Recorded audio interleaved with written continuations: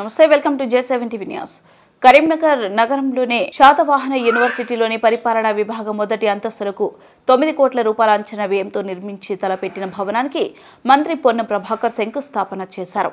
అనంతరం శాతవాహన యూనివర్సిటీలో అంతర్గత నీటి సరఫరా పైప్లైన్ ఏర్పాటు చేయడానికి 2.10 కోట్ల రూపాయల వ్యయంతో శంకుస్థాపన మరియు రెనోవేషన్ చేసిన ఆడిటోరియంను మంత్రి పొన్నం ప్రభాకర్ ప్రారంభించారు.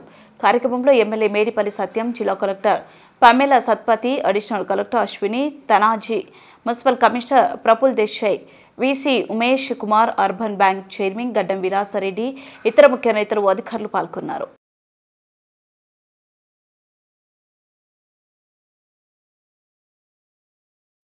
గౌరవ వైస్ ఛాన్సలర్ ఉమేష్ కుమార్ గారికి, సహచర శాసనసభ్యులు మేడిపల్లి సత్యం గారికి, అడిషనల్ కలెక్టర్ అశ్విని తానాజీ గారికి, ఇంకో అడిషనల్ కలెక్టర్ లక్ష్మీ కిరణ్ గారికి, కరీంనగర్ మున్సిపల్ కార్పొరేషన్ ప్రఫుల్ దేశాయ్ గారికి, రిజిస్ట్రార్ రవికుమార్ గారికి, ఆర్ట్స్ కాలేజీ ప్రిన్సిపాల్ సుజాత గారికి, అదేవిధంగా వేదిక మీద ఆర్టీఓ గారు, ఏసీపీ గారు, RTA member, urban bank chairman, మిగతా ఇక్కడికి విచ్చేసినటువంటి సిబ్బందికి, పాత్రికేయులకు, విద్యార్థులకు, ఇతర పెద్దలందరూ కూడా పేరు పేరున నమస్కారం తెలియజేస్తున్నాం.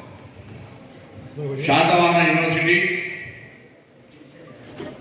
మార్కెట్ చైర్మన్ ఉన్న సందర్భంలో ఆనాటి మంత్రి జీవన్ రెడ్డి గారు,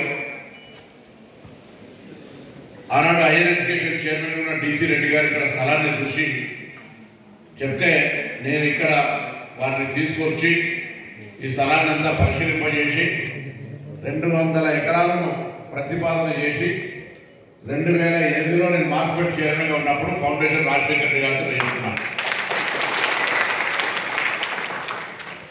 దాని తదుపరి నేను పార్లమెంట్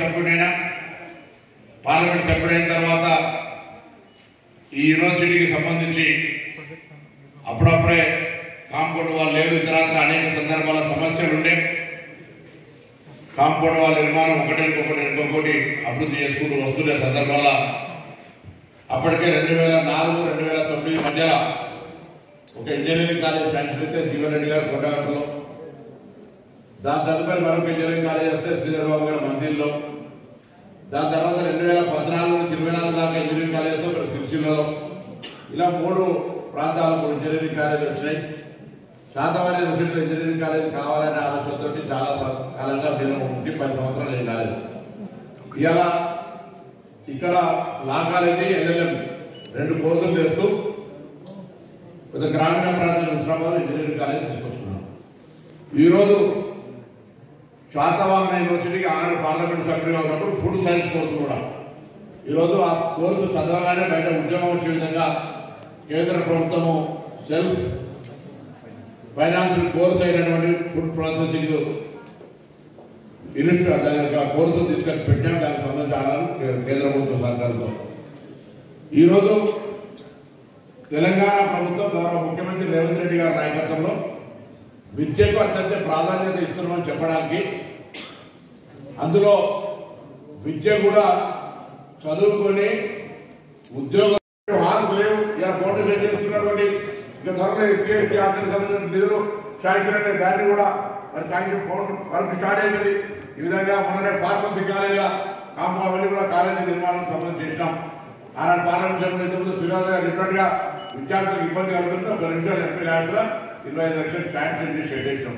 అంటే విద్యార్థులకు సంబంధించి నాట్ ఓన్లీ శాతవాహన, ఈ ఉమ్మడి జిల్లాలో ఎక్కడ విద్యార్థులకు సమస్య ఉన్నా మా ప్రజాప్రతినిధులు, ప్రభుత్వము, అధికారులు అండగా ఉంటారనేటువంటి మాట. దయచేసి ఇది మా బాధ్యత. ఎక్కడైనా పొరపాటును మేము గమనించకపోతే మా దృష్టికి తేవడానికి విద్యార్థులు కానీ, అధికారులు కానీ, పాత్రికేయులు కానీ, ప్రజాప్రతినిధులు కానీ దయచేసి దృష్టికి తెమ్మని సందర్భంగా కోరుతూ, మరొకసారి వైస్ ఛాన్సలర్ గారు డిసెంబర్ 4 నాడు ముఖ్యమంత్రి గారు పెద్దపల్లికి వస్తే university engineering college, law college ప్రతిపాదన చేశాడు.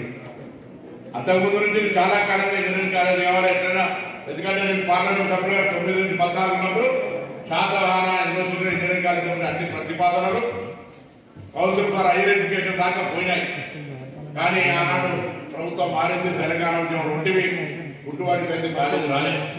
మళ్ళీ దానికి సంబంధించినటువంటి ముఖ్యమంత్రి గారు కాగితం ఇచ్చి అనౌన్స్ చేసుకొని హసిడాగ్ లాగా తూ కాంగ్రెస్తో మరి మహా అన్నట్టుగా దాని ఎంబడి పడి ఫైల్ ఎంబడి ఎక్కడ ఉంటే ఫైల్ అక్కడ పడి 4 నెలల్లో ఫైల్ శాంక్షన్ చేసుకొని నిధులు తీసుకొచ్చి అలా మనం కాలేజీ ఫౌండేషన్ చేసుకున్నాం.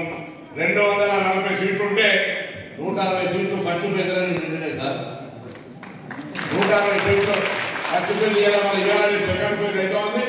తప్పకుండా శాతవాహన యూనివర్సిటీ అంటేనే ఇంతకు చెప్పిన గోదావరి కానీ పీజీ కాలేజీ కావచ్చు, లేదంటే ఎల్ఎండిలో ఉన్నటువంటి ఫార్మసీ కాలేజీ కావచ్చు, ఇక్కడ ఉన్నటువంటి శాతవాహన ఇతర అనేక పీజీ కోర్సులు అండర్ పీజీ కోర్సులు కావచ్చు, లేదా రేపు యూనివర్సిటీలో ఉండే ఉస్మానాబాద్ ఉండేటువంటి ఇంజనీరింగ్ కాలేజీ కావచ్చు. తెలంగాణ మొత్తంలో పాత 10 జిల్లాలలో శాతవాహనుడు పేరు మీద ఉన్నటువంటి జిల్లా శాతవాహన వేడుకల ద్వారా, శాతవాహన యూనివర్సిటీ విద్యార్థుల ప్రతిభ ద్వారా, శాతవాహన నూతన విద్యా సంస్థల ద్వారా శాతవాహనం సంబంధించినటువంటి అనేకమైనటువంటి అభివృద్ధి తీసుకుపోయే మార్గంలో మనందరం ముందుండాలని ఆకాంక్షిస్తూ మరొకసారి మీ అందరికీ నా హృదయపూర్వక అభినందనలు.